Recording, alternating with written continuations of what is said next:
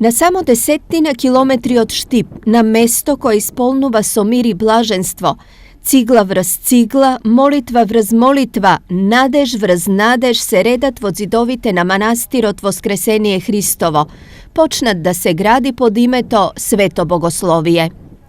Одделен од земните искушенија, манастирот трпеливо ги чека своите служители, 7 мажи и 9 жени со белек на левата нога во знак на ѕвезда, исти онаков каков што имала и Тодорка Митева, жената која во 1993 година почна да го гради манастирот.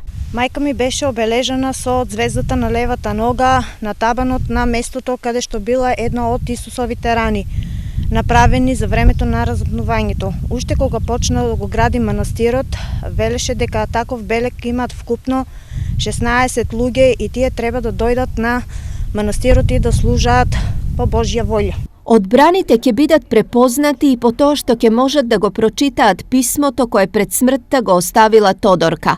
Дел од него е молитва напишана на јазик разбирлив за сите. Дел е еден вид тест што можат да го поминат само оние кои се од Бога одбрани. Писмото досега не успел да го прочита и да го протолкува никој.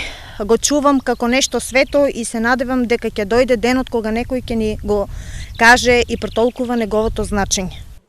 Во меѓувреме манастирот собира илјадници верници од цела Македонија, кои сведочат за Божјата моќ искажана токму овде.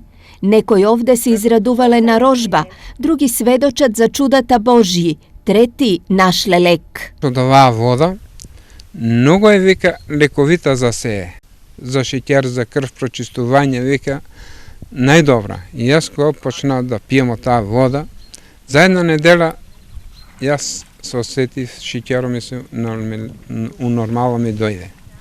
И немаше никакви проблеми после. После јас кажа некои други луѓе и почнаа да доваѓаат од сите краишта од Македонија, кој знае за шеќеро и други работи, за крв прочистување.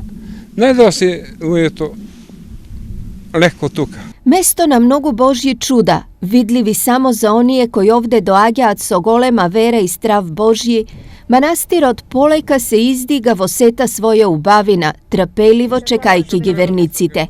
Тие овде ќе се соберат веќе на прв ден Великден, ден кога е означен како манастирска слава.